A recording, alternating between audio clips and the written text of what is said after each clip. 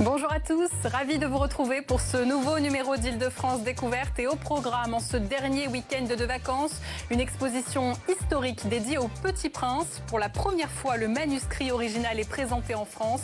650 objets et 2 ans de préparation pour cet événement inédit. Je recevrai en plateau la commissaire de l'exposition. Ne ratez pas non plus le coup de cœur d'Enlargeur Paris qui nous emmènera du côté de Versailles. Et puis direction la Seine-et-Marne pour découvrir le Val-Briard, un ensemble de 21 communes qui offre de nombreuses activités nature. Mon invité nous dira tout sur cette destination à 50 km de Paris. C'est parti pour Île-de-France Découverte.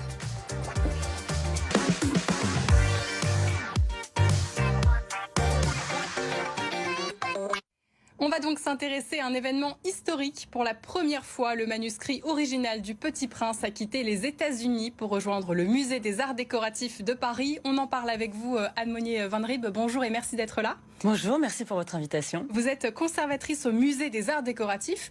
Pour commencer, quelques données sur l'œuvre d'Antoine de Saint-Exupéry. Le Petit Prince est sorti en 1946 en France, où il a depuis été vendu à 12 millions d'exemplaires. Et c'est l'œuvre la plus traduite au monde après la Bible. On compte pratiquement 500 traductions dans différentes langues et dialectes. Le musée des arts décoratifs accueille donc une exposition intitulée « À la rencontre du Petit Prince ». Vous êtes la commissaire de l'événement. Pourquoi cette exposition? On ne connaît pas déjà tous et tout du Petit Prince? Justement, on pense connaître le Petit Prince, on pense connaître Antoine de Saint-Exupéry, et en fait, il y a énormément de choses à découvrir. Le but de l'exposition, c'est un petit peu d'aller derrière le mythe. Le Petit Prince, c'est donc un des livres les plus lus au monde. Saint-Exupéry, c'est un héros mort pour la France.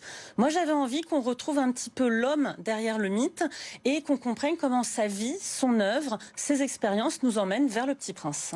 Cette exposition a nécessité 2 ans de préparation et regroupe plus de 600 pièces qui célèbrent un chef-d'œuvre intemporel de la littérature. Qu'est-ce qu'on découvre sur place? On va surtout découvrir que Saint-Exupéry est un grand dessinateur. On sait que c'est un aviateur, on sait que c'est un auteur. On va découvrir aussi que c'est un artiste et c'est aussi pour ça que l'exposition a lieu au musée des arts décoratifs. On va découvrir les petits personnages qu'il a dessinés toute sa vie dans les marges de ses cahiers, de ses brouillons, mais même dans les marges de manuscrits mathématiques très sérieux. Et on va voir comment progressivement ce petit personnage devient le Petit Prince, le héros qu'on aime tous. Et alors il ressemble à quoi exactement ce manuscrit? Il est très étonnant ce manuscrit. Il ne faut pas du tout s'attendre à avoir un cahier ou un livre relié. En fait, Saint-Exupéry écrivait sur tout ce qui lui tombait sous la main. Du papier à l'aide d'un paquebot ou d'une brasserie. Et surtout sur un papier très très fin qui s'appelle onion skin, donc vraiment de la pelure d'oignon. Et donc chez nous, le manuscrit, en fait, ce sont des feuillets qui sont encadrés et qui sont accrochés au mur. Et alors comment s'est passé l'acheminement de ce manuscrit vers Paris? Tout s'est passé dans des conditions assez normales pour un transport de musée à musée. Le conservateur new-yorkais monte dans l'avion avec le manuscrit dans une caisse sécurisée qu'on n'ouvrira que à Paris. On le récupère à Paris, on ouvre la caisse sous sa supervision. La seule petite nouveauté, c'est que moi j'ai eu le droit d'aller les accueillir, le manuscrit et le conservateur, sur le tarmac de l'aéroport à Charles de Gaulle, parce que c'est un événement comme on en voit rarement dans une vie, le retour du Petit Prince à Paris. Oui, c'est historique. Et donc le Petit Prince, sous l'apparence d'un conte pour enfants, nous offre finalement des leçons de vie, puisque ça parle de l'insouciance perdue, ça nous invite à retrouver notre enfant intérieur, et c'est aussi une critique vis-à-vis de la nature humaine. Est-ce que l'exposition a elle aussi plusieurs niveaux de lecture? Oui, l'exposition, elle est faite pour les adultes et pour les enfants. On a volontairement accroché l'exposition de façon à ce que les enfants puissent voir plein de petits détails. Mais moi, ce que j'aimerais surtout, c'est que ce soit un moment de partage, de transmission.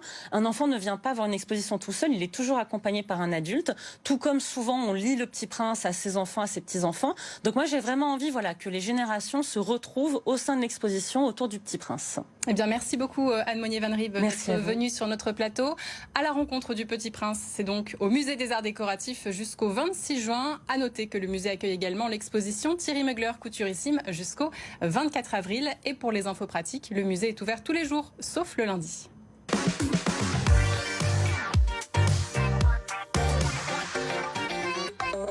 On passe au coup de cœur d'Enlargeur Paris, le média culture et nature du Grand Paris. Bonjour Renaud, alors qu'est-ce que vous nous faites découvrir aujourd'hui? Bonjour Gabriel, alors aujourd'hui je vais vous parler de Versailles car jusqu'à sa qualification pour les demi-finales de la Coupe de France le 9 février, vous ignoriez peut-être que la ville possédait une équipe de foot. Alors pour parfaire votre connaissance de la cité royale, Enlargeur Paris s'est associé avec le blog Versailles in My Pocket pour vous faire découvrir 8 adresses inattendues À commencer par le Long Story. Le Long Story, c'est une longue histoire ouvert par 3 copains. C'est un bar qui réussit le mariage entre cocktail et coffee shop, et où vous pourrez déguster des cocktails signatures comme le marionnettiste ou le spritz bergamote. Dans un tout autre genre, l'espace Richaud, lieu culturel ouvert dans l'ancien hôpital royal, dans l'ancienne chapelle même de l'hôpital royal, et où en ce moment vous pouvez voir l'exposition Molière, la fabrique d'une gloire nationale, qui revient sur la vie foisonnante de Jean-Baptiste Poquelin. Et puis pour finir, une adresse totalement insolite puisqu'il s'agit d'un camping, le camping Utopa Versailles, où vous pouvez donc dormir en pleine forêt à 10 km à vol d'oiseau du périphérique. Tout ça vous le retrouvez, rubrique Art de vivre, sur enlargeurparis.fr. Merci beaucoup Renaud pour tous ces bons plans versaillais. Allez, des Yvelines, on prend maintenant la direction de la Seine-et-Marne. On part à la découverte du Val-Briard avec vous, François Briançon. Bonjour et merci d'être avec nous. Vous êtes responsable d'édition du Petit Futé et vous venez de publier ce petit carnet de voyage sur le Val-Briard. Pour commencer, vous allez tout nous dire, c'est quoi le Val-Briard ? C'est une communauté de communes de 21 communes. Qui se trouve grosso modo à 40 km de Provins et à 30 km de Disneyland, et qui est dans Seine-et-Marne du coup. Et c'est une communauté de communes assez récente, puisqu'elle a été créée en 2017, mais qui est très dynamique, qui propose pas mal de choses. On trouve le parc des félins par exemple, les terres des singes qui accueillent 400 000 visiteurs par an, ce qui est pas rien. Et donc du coup, pas mal de choses à faire et qui répond un peu à un besoin des franciliens de sortir le temps d'un week-end à la campagne, s'aérer, changer les idées. Et voilà, le Val-Briard s'inscrit vraiment dans cette dynamique-là. Un tiers du Val-Briard est recouvert de forêt. Quelles sont les activités de plein air que l'on peut faire sur place ? Ah bah ça manque pas, il manque pas d'activités. Vous allez avoir il y a beaucoup de haras, excusez-moi, de haras et d'écuries. Donc on peut faire énormément d'équitation.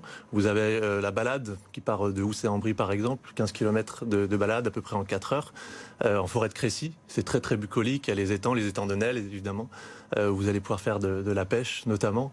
Il y a plein d'autres activités, il y a même des promenades qu'on appelle la promenade gourmande qui a lieu en juin, où vous allez pouvoir déguster un repas, marcher 5 km, déguster ensuite un autre repas, marcher 5 km, donc pour allier un petit peu la gourmandise et les activités sportives.